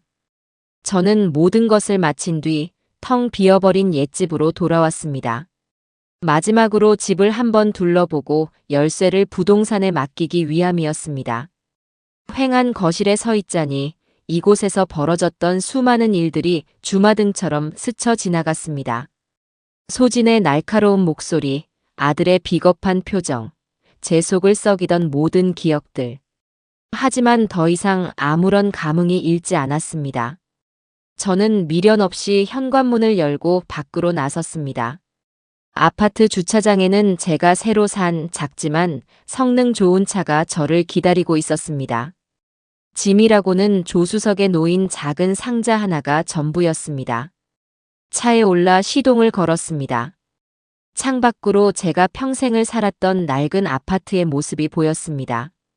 저는 백미러를 보지 않았습니다. 오직 전방만을 주시하며 천천히 엑셀을 밟았습니다. 차는 부드럽게 주차장을 빠져나와 서울의 복잡한 도로를 헤치고 동쪽을 향해 달려가기 시작했습니다. 라디오에서는 제가 좋아하는 잔잔한 클래식 음악이 흘러나오고 있었습니다. 저는 창문을 열고 시원한 바람을 맞았습니다. 그 바람에 제 과거의 모든 찌꺼기들이 씻겨나가는 기분이었습니다. 저는 웃고 있었습니다. 복수의 쾌감이 아닌 진정한 자유를 얻은 자의 평온한 미소였습니다. 제 위대한 탈출은 그렇게 조용하고도 완벽하게 성공하고 있었습니다. 강릉으로 향하는 고속도로는 제 새로운 인생으로 향하는 활주로와도 같았습니다. 서울의 잿빛 풍경이 백미러 너머로 완전히 사라졌을 때 저는 비로소 길고 어두웠던 터널을 빠져나온 기분이었습니다. 엑셀을 밟는 발에 실린 무게만큼이나 제 마음은 가벼웠고 차창으로 쏟아져 들어오는 햇살은 제 새로운 앞날을 축복하는 듯 따사로웠습니다. 저는 제 인생에서 처음으로 오롯이 저 자신만을 위한 선택을 했습니다. 그리고 그 선택이 얼마나 옳았는지는 강릉에서의 첫날 아침을 맞이하며 온몸으로 실감하게 되었습니다. 새 보금자리는 20평 남짓한 작은 복도식 아파트였지만 제게는 세상 그 어떤 대저택보다 훌륭한 궁전이었습니다. 가장 마음에 드는 것은 거실 창을 가득 채우는 바다의 풍경이었습니다. 눈을 뜨면 가장 먼저 푸른 동의 바다와 수평선이 눈에 들어왔고 밤이면 멀리 오징어잡이 배들의 불빛이 별처럼 반짝였습니다. 서울의 집에서는 창문을 열면 옆집 벽과 자동차 소음만이 저를 맞이했지만 이곳에서는 창문을 여는 순간 짭조름한 바다 내음과 끼룩거리는 갈매기 소리가 저를 반겼습니다. 그 모든 것이 제게는 평생 들어보지 못한 천상의 음악과도 같았습니다. 강릉에서의 제 하루는 단순하지만 평화로운 규칙으로 채워졌습니다. 아침 6시면 어김없이 눈을 뜨고 간편한 옷차림으로 아파트 바로 앞에 송림을 지나 해변으로 나갔습니다. 아직 관광객들이 몰려들기 전 고요한 백사장을 맨발로 걷는 것은 제게 새로운 습관이자 가장 큰 즐거움이 되었습니다. 부드러운 모래가 발바닥을 간지리는 감촉, 서늘한 아침 바닷물이 발등을 스치고 지나가는 그 느낌은 제 안에 쌓여있던 묵은 화와 서름을 파도에 씻겨 보내는 것만 같았습니다. 산책을 마친 후에는 동네 작은 카페에 들러 커피 한 잔을 마셨습니다. 카페 주인인 젊은 부부는 제게 늘 따뜻한 미소와 함께 어르신, 좋은 아침입니다라고 인사를 건넸고 저는 그 인사에 오늘도 바다가 참 좋구먼이라고 화답하곤 했습니다. 그 무심하고 정겨운 대화 속에서 저는 소진에게 그토록 갈구했지만 단 한 번도 받아보지 못했던 인간적인 존중을 느꼈습니다. 오후에는 주로 노인정에 나가 새로운 친구들과 시간을 보냈습니다. 평생 교직에 있다 은퇴한 저와 비슷한 처지의 노인들이 많아 대화가 잘 통했습니다. 박 노인과는 바둑을 두고 최 영감과는 낚시를 다니며 저는 조금씩 새로운 관계를 쌓아갔습니다. 그 누구도 제게 돈을 요구하지 않았고 제 삶의 방식에 대해 구식이라거나 미련하다고 타박하지 않았습니다. 그들은 그저 저라는 사람을 있는 그대로 받아주고 제 이야기에 귀를 기울여 주었습니다. 주말이면 저는 낚싯대를 챙겨 들고 방파제로 나가 온종일 낚시를 하거나 시내의 작은 도서관에서 책을 빌려 읽으며 시간을 보냈습니다. 제 시간은 온전히 저의 것이었고 제 공간에는 저의 평화만이 가득했습니다. 가끔 밥을 먹다가 문득 이 시간쯤이면 서울 집에 아들 내외가 들이닥쳐 아버님, 현우 좀 봐주세요라고 말하곤 했지 하는 생각이 스쳐 지나갈 때가 있었습니다. 그럴 때마다 저는 마치 악몽에서 깨어난 사람처럼 안도의 한숨을 내쉬었습니다. 그 지옥 같은 일상에서 탈출한 것이 얼마나 다행인지 새삼 실감하곤 했습니다. 그렇게 한 달이라는 시간이 꿈처럼 흘러갔습니다. 저는 서울에서의 기억을 거의 잊어가고 있었습니다. 제 인생에서 그들을 완전히 도려냈다고 생각했죠. 하지만 과거의 망령은 생각보다 집요하게 저를 찾아왔습니다. 어느 날 오후 낯선 번호로 전화가 걸려왔습니다. 받을까 말까 망설이다가 혹시나 부동산 관련 전화일까 싶어 받았는데 수화기 너머에서는 뜻밖의 목소리가 들려왔습니다. 서울 옛집의 바로 옆집에 살던 박 씨였습니다. 몇 안 되게 제게 새 연락처를 알려준 사람 중 하나였죠. 아이고, 김 선생. 잘 지내시오? 다름이 아니라 어제 아주 재미있는 구경을 해서 말이야. 김 선생한테 알려줘야 할 것 같아서 전화했네. 호들갑스러운 그의 목소리에 저는 영문을 물었습니다. 그러자 박 씨는 기다렸다는 듯이 어제 오후에 있었던 일을 생중계하듯 늘어놓기 시작했습니다. 어제 오후에 아드님하고 며느님이 왔었어. 아주 뻔뻔하게 주차를 하고는 예전처럼 당당하게 아파트 현관으로 들어오더라고. 그러더니 김 선생 집 초인종을 누르는데 아무리 눌러도 반응이 없으니 고개를 갸웃거리더라고. 한참을 그러더니 이번에는 문을 쿵쿵 두들기기 시작하는데 그 소리에 결국 새 주인이 문을 열었지. 젊고 예쁘장한 새댁이더구먼. 저는 숨을 죽이고 박 씨의 이야기에 귀를 기울였습니다. 그 새댁이 누구세요? 하고 물으니까 며느님이 아주 퉁명스럽게 누구세요가 아니라 여기 김석근 씨 댁 아니에요? 라고 쏘아붙이더군.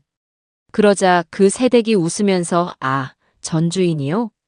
저희 이 집 사서 이사 온 지 한 달 넘었는데요 라고 대답했지. 그 말에 아드님하고 며느님 얼굴이 하얗게 질리는데 이야, 그 표정이 아주 볼만했어. 박 씨는 뭐가 그리 재미있는지 연신 껄껄 웃으며 이야기를 이어갔습니다. 아드님이 더듬거리면서 네. 이 이사요? 저희 아버지요? 어디로 가셨는지 아세요? 라고 묻는데 목소리가 막 떨리는 게 여기까지 들리더라니까. 새댁은 저희는 부동산 통해서 계약해서 전 주인분 연락처는 모르겠네요 라고 상냥하게 대답하고는 문을 닫아버렸지. 그러자 며느님이 아들 멱살이라도 잡을 것처럼 달려들면서 이게 어떻게 된 거야? 당신 아버지랑 연락도 안 하고 뭐 했어? 라고 악을 쓰는데 아휴, 동네 창피해서 내가 다 얼굴이 화끈거리더군.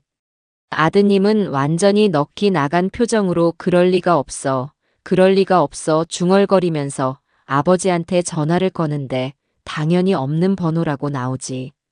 그걸 몇 번이나 반복하더니 결국 둘이서 머리를 쥐어뜯고 싸우다가 돌아갔어.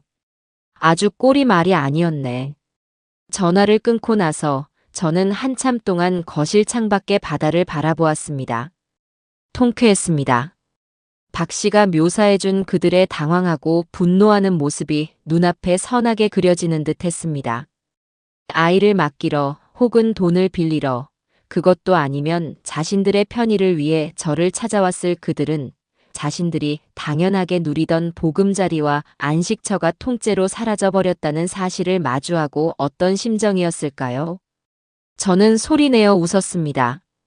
아주 오랜만에 가슴속 깊은 곳에서부터 우러나오는 진짜 웃음이었습니다. 그들의 소동은 그것으로 끝나지 않았습니다. 며칠 뒤 제 우편함에 등기후 편물이 하나 도착했습니다. 옛집 주소를 거쳐 제게 전달된 아들 동환이가 보낸 편지였습니다. 저는 그 편지를 뜯어보지도 않았습니다. 그 안에 어떤 내용이 담겨 있을지는 불을 보듯 뻔했기 때문입니다. 아버지, 어디 계세요? 저희가 다 잘못했어요. 같은 뒤늦은 후회와 변명이겠지요. 저는 그 편지를 갈기갈기 찢어 쓰레기통에 던져버렸습니다. 그리고 며칠 뒤, 이번에는 소진의 이름으로 된 편지가 도착했습니다. 그 편지는 왠지 모를 호기심에 뜯어보았습니다. 편지 안에는 비뚤비뚤한 글씨로 제게 보내는 사죄의 말들이 가득했습니다. 자신이 얼마나 철이 없었는지 아버님의 깊은 마음을 헤아리지 못해 죄송하다는 말이 빼곡했습니다. 그리고 편지의 마지막에는 이렇게 적혀 있었습니다. 아버님, 현우가 매일 밤 할아버지를 찾으며 울어요. 부디 현우를 봐서라도 저희에게 돌아와 주세요. 저는 그 마지막 문장을 읽고 실소를 금치 못했습니다. 마지막 순간까지 그녀는 손주를 방패 삼아 저를 조종하려 하고 있었습니다. 그녀의 눈물과 사과는 진심이 아니었습니다. 그저 공짜 보모와 비상금을 인출할 수 있는 은행을 잃어버린 것에 대한 아쉬움일 뿐이라는 것을 저는 너무나도 잘 알고 있었습니다. 저는 그 편지 역시 곱게 접어 조금 전 찢어버린 아들의 편지 위로 던져버렸습니다. 마지막 연락은 제 여동생에게서 왔습니다. 어떻게 제 번호를 알았는지 다급한 목소리로 전화를 걸어왔습니다. 오라버니, 이게 대체 어떻게 된 일이야? 왜 말 한마디 없이 집을 팔고 사라져? 동환이가 매일같이 전화해서 오라버니 행방을 묻는데 내가 알 길이 있나?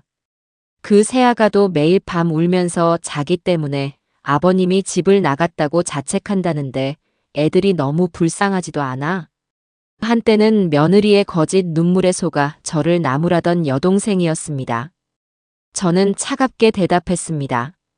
그 눈물이 진짜 눈물 같으냐? 그렇다면 평생 울게 내버려 둬라. 내가 그 집에서 평생을 흘린 피눈물에 비하면 그깟 눈물 방울은 아무것도 아니니. 그래도 오라버니, 어떻게 자식한테 이럴 수가 있어. 천륜을 끊는 게 그렇게 쉬운 일인 줄 알아? 천륜? 저는 나지막이 웃었습니다. 나를 부모로 존중하지 않고 그저 자기들의 필요를 채워주는 도구로만 여겼던 게 천륜인가? 내 추억과 내 인생을 쓰레기 취급했던 게 천륜이란 말인가? 나는 내 인생을 찾은 것이다. 더는 그 아이들 일로 나를 찾지도 말고 내게 연락하지도 말아라. 내게는 이제 아들도 며느리도 없다. 내 장례식에도 부르지 말아라. 그 말을 끝으로 저는 여동생의 번호마저 차단해버렸습니다. 이제 정말로 과거와의 모든 연결고리가 끊어졌습니다. 후련했습니다. 한편으로는 제 스스로가 너무 독한 늙은이가 된 것은 아닌가 하는 생각도 들었지만 곧 고개를 저었습니다. 이것은 복수가 아니었습니다. 제 남은 인생을 온전히 제 것으로 살기 위한 정당방위이자 최후의 선택이었습니다. 저는 전화기를 내려놓고 다시 창밖의 바다를 보았습니다. 어느덧 해가 뉘엿뉘엿지며 수평선을 붉게 물들이고 있었습니다. 그 장엄하고 아름다운 풍경 앞에서 저는 비로소 완벽한 자유와 평화를 느꼈습니다. 저는 이제 그 누구의 아버지도 시아버지도 할아버지도 아니었습니다. 저는 그저 저물어가는 바다를 사랑하는 한 사람의 자연인 김석근일 뿐이었습니다. 저는 조용히 커피를 한 잔 타서 창가에 앉았습니다. 따뜻한 커피의 향과 짭조름한 바다 내음이 뒤섞여 제 코끝을 간지렸습니다. 멀리서 들려오는 파도 소리는 마치 제 새로운 인생을 축복하는 자장가처럼 감미롭게만 들려왔습니다. 강릉의 시간은 서울의 시간과 다른 밀도로 흐르는 듯 했습니다. 맹목적인 속도와 소음으로 점철되었던 서울의 하루가 제 생명을 갉아먹는 모래시계 같았다면 이곳 강릉에서의 하루는 느리고 충만하게 채워지는 찻잔과도 같았습니다. 계절이 2번 바뀌고 제 달력에는 새로운 해를 알리는 숫자가 적혔습니다. 이곳에서의 생활이 1년을 훌쩍 넘기면서 제 삶의 풍경은 이제 완연한 안정과 평화를 되찾았습니다. 저는 이제 동네의 유명 인사가 되어 있었습니다. 매일 아침 해변을 산책하는 백발의 철학자, 노인정 내기 바둑에서 좀처럼 지지 않는 김국수, 동네 카페 창가 자리에 앉아 늘 같은 시간, 같은 커피를 마시는 바다 신사. 모두 저를 부르는 정겨운 별명들이었습니다. 처음에는 어색했지만 그 별명들에는 저를 향한 이웃들의 따뜻한 관심이 담겨 있어 싫지 않았습니다. 서울의 집에서 저는 아이를 공짜로 봐주는 할아버지 혹은 돈을 내놓아야 할 늙은이라는 이름표를 단 채 살아왔습니다. 하지만 이곳에서 저는 비로소 김석근이라는 한 명의 온전한 인격체로 존재하고 있었습니다. 노인정의 박노인은 제 가장 가까운 친구가 되었습니다. 그 역시 교직에 있다 은퇴한 터라 말이 잘 통했고 그의 너털 웃음은 제 마음에 남은 그늘마저 걷어내주곤 했습니다. 박노인에게는 주말마다 찾아오는 아들 내외와 손주들이 있었습니다. 저는 가끔 노인정 마당 평상에 앉아 그들이 함께 웃고 떠드는 모습을 보곤 했습니다. 박노인의 며느리는 찾아올 때마다 시아버지의 어깨를 주무르며 살갑게 굴었고 아들은 아버지의 다음 낚시 여행을 위해 채비를 점검해주곤 했습니다. 한 번은 박노인이 제게 물었습니다. 김 선생 아드님은 왜 통 보이질 않으시오? 명절에도 안 오시는 것 같던데. 저는 잠시 뜸을 들이다가 그저 멀리 살아서 그렇다네라고 짧게 대답했습니다. 박노인은 더 이상 묻지 않았습니다. 그 침묵의 배려가 저는 참으로 고마웠습니다. 그들의 모습을 보며 제 아들 동환이를 떠올리지 않았다면 거짓말이겠지요. 하지만 이제 그 감정은 분노나 서운함이 아니었습니다. 그저 저런 것이 평범한 가족의 모습이구나. 내게는 허락되지 않았던 풍경이구나 하는 담담한 수긍에 가까웠습니다.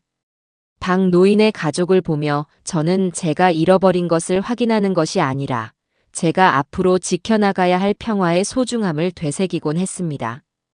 저는 이곳에 와서 새로운 취미를 하나 만들었습니다. 동네 문화센터에서 운영하는 도예 교실에 등록한 것입니다.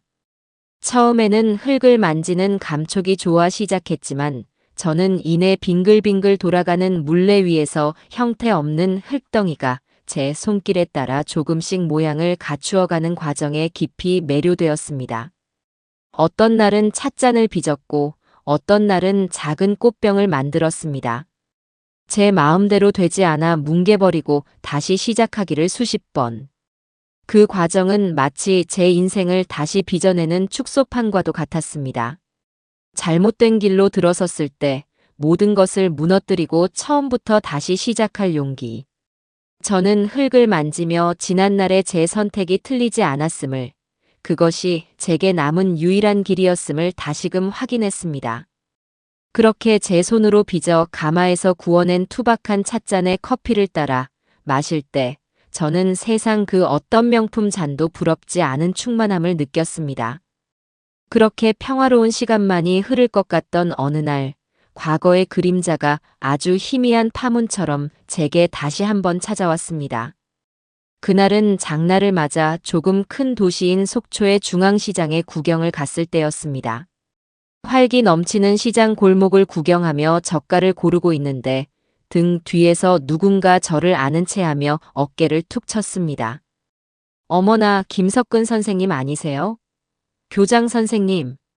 돌아보니 제가 교장으로 퇴직했던 학교에서 함께 근무했던 선생의 부인이었습니다. 지금은 교장이 되었을 그 남편 덕에 저를 교장 선생님이라고 부르는 듯 했습니다. 십수년 만에 보는 얼굴이었지만 특유의 수다스러운 인상은 그대로였습니다. 세상에, 선생님 여기서 다 뵙네요. 은퇴하시고 강릉으로 오셨다는 소문은 들었는데 이렇게 건강해 보이시니 너무 좋네요. 저는 반가운 마음에 인사를 나누었습니다. 하지만 그녀의 관심사는 제 안부보다는 제 가족의 안부에 더 쏠려 있는 듯 했습니다. 그녀는 주변을 두리번거리며 물었습니다. 그런데 사모님은 어디 가시고 혼자 오셨어요? 아, 참. 내가 깜빡했네. 죄송해요. 그럼 아드님이랑 같이 오신 거예요? 저는 그저 혼자 바람 쐬러 나왔다고 얼버무렸습니다. 그러자 그녀는 기다렸다는 듯이 목소리를 낮추며 비밀스러운 이야기를 꺼냈습니다. 선생님, 그런데 혹시 들으셨어요? 아드님 동환 씨 말이에요. 요즘 아주 힘든가 봐요. 저희 남편이 동환 씨랑 같은 회사 다니는 후배한테서 들었다는데 사는 게 말이 아니라고 하더라고요. 저는 대답 없이 그녀를 바라보았습니다. 제 침묵을 긍정으로 받아들였는지 그녀는 더욱 신이 나서 이야기를 쏟아냈습니다. 원래 살던 아파트도 팔고 서울 변두리에 있는 낡은 빌라로 이사 갔대요. 그것도 월세라고 하더라고요. 며느님은 원래 다니던 직장도 그만뒀다면서요? 스트레스가 너무 심해서 그랬다나 뭐라나. 둘이서 카페를 차리려고 그렇게 알아보고 다녔다는데 선생님이 집을 파시는 바람에 자금 계획이 완전히 틀어져서 계약금만 날리고 엎어졌다지 뭐예요. 동환 씨는 회사에서도 맨날 시무룩해서는 승진도 다 물 건너갔다는 소문이 파다해요. 아이고, 선생님이 옆에서 든든하게 버텨주실 땐 몰랐다가 막상 혼자 힘으로 살아가려니 얼마나 힘들겠어요. 쯧쯧. 그녀는 진심으로 안타깝다는 듯 혀를 찼지만 그 얼굴에는 남의 불행을 엿보는 재미가 가득했습니다. 저는 그 모든 이야기를 들으면서도 아무런 감정이 들지 않았습니다. 기쁘지도 통쾌하지도 슬프지도 않았습니다. 그저 아주 멀리 있는 나라에 저와 아무 상관없는 사람들의 이야기를 듣는 기분이었습니다.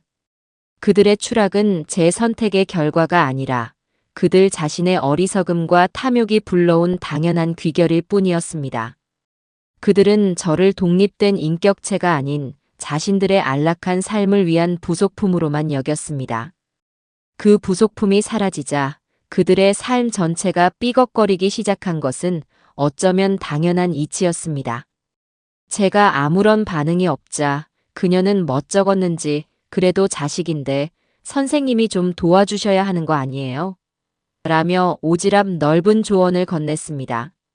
저는 그녀를 보며 처음으로 희미하게 웃었습니다. 그리고 아주 평온한 목소리로 대답했습니다. 그 아이들도 이제 성인이니 자기들 인생은 자기들이 알아서 개척하며 살아가야지요. 저도 제 남은 인생을 살아야 하지 않겠습니까? 그럼 장 보던 거 마저 봐야겠네요. 먼저 들어가겠습니다. 저는 정중하게 인사를 하고 돌아섰습니다. 등 뒤에서 저를 황당하게 쳐다보는 그녀의 시선이 느껴졌지만 저는 조금도 신경 쓰지 않았습니다.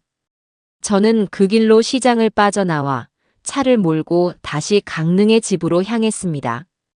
차창 밖으로 스쳐 지나가는 풍경들을 보며 저는 비로소 제가 과거로부터 완전히 그리고 완벽하게 자유로워졌다는 것을 깨달았습니다. 이제 그들의 소식은 제게 그 어떤 파문도 일으키지 못했습니다. 그들은 이제 제게 바람결에 실려오는 먼지 같은 존재일 뿐이었습니다. 서울을 떠나온 지 정확히 2해가 되는 날이었습니다. 저는 그날을 저만의 독립기념일로 정하고 조촐한 자축을 하기로 했습니다. 아침 일찍 일어나 가장 아끼는 옷으로 갈아입고 제가 직접 빚은 찻잔과 작은 주병을 들고 해변으로 나갔습니다. 파도가 잔잔한 바위 위에 자리를 잡고 앉아 뜨거운 커피를 한 잔 마셨습니다. 그리고 빈잔에 이번에는 막걸리를 가득 따랐습니다. 저는 먼저 간 아내를 향해 그리고 제 자신을 향해 잔을 들어 올렸습니다. 여보, 보고 있소? 나 이렇게 잘 살고 있소. 당신이 그토록 가꾸었던 우리 집을 내 손으로 처분하고 떠나올 때 당신에게 참 미안했소. 하지만 당신도 이해해 줄 거라 믿소. 내가 그 집에서 계속 살았다면 당신과의 소중한 추억마저 그들의 탐욕에 짓밟혀 더러워졌을 테니까. 나는 우리의 추억을 지키기 위해 떠나온 것이오. 당신도 내 선택을 지지해 주리라 믿고 있소. 나 잘한 거 맞지? 마음속으로 아내에게 말을 건네고 막걸리 한 잔을 바다에 조용히 흘려보냈습니다. 그리고 다시 한 잔을 채워 이번에는 제 자신을 위해 마셨습니다. 씁쓸하면서도 달큼한 술이 목을 타고 넘어갔습니다. 지난 2년간의 시간이 파노라마처럼 스쳐 지나갔습니다. 처음 느꼈던 해방감, 낯선 곳에서의 작은 설렘, 새로운 이웃들과의 만남, 그리고 과거의 그림자를 완전히 지워냈던 순간까지. 이제 저는 더 이상 아들이나 며느리를 원망하지 않습니다. 원망이라는 감정은 상대에게 아직 무언가를 기대하고 있을 때나 생기는 미련의 다른 이름일 뿐입니다. 저는 그들에게 아무것도 기대하지 않습니다. 동환이는 그저 자신의 주관 없이 아내의 욕심에 휘둘리다 결국 자신의 뿌리마저 잃어버린 어리석고 가여운 사내일 뿐입니다. 소진이는 존중과 배려를 배우지 못한 채 오직 자신의 이익만을 좇다 모든 것을 잃게 된 미성숙한 어른일 뿐입니다. 그들의 삶이 앞으로 어떻게 흘러가든 그것은 이제 저와 아무런 상관이 없는 일이었습니다. 저는 남은 막걸리를 모두 마시고 자리에서 일어났습니다. 해는 이미 중천에 떠올라 은빛 윤슬을 부서뜨리며 바다 위를 눈부시게 비추고 있었습니다. 저는 기지개를 활짝 켰습니다. 온몸의 세포 하나하나가 상쾌한 바닷바람에 깨어나는 기분이었습니다. 제게 남은 시간이 얼마인지는 알 수 없습니다. 하지만 한 가지는 분명합니다. 제게 주어진 남은 모든 날들은 온전히 저 자신을 위한 평화와 자유로 채워질 것이라는 사실입니다. 저는 이제 그 누구에게도 제 인생의 주도권을 내어주지 않을 것입니다. 바위 위에서 내려와 저는 다시 부드러운 백사장을 따라 천천히 집을 향해 걸었습니다. 제 등 뒤로 제가 걸어온 발자국들이 길게 새겨지고 있었습니다. 그리고 그 발자국들은 이내 밀려오는 파도의 흔적도 없이 사라졌어요. 마치 제 고통스러웠던 과거가 깨끗이 지워진 것처럼 말입니다. 저는 뒤돌아보지 않았습니다. 제 시선은 오직 눈부신 햇살이 쏟아지는 저 앞의 길을 향하고 있습니다.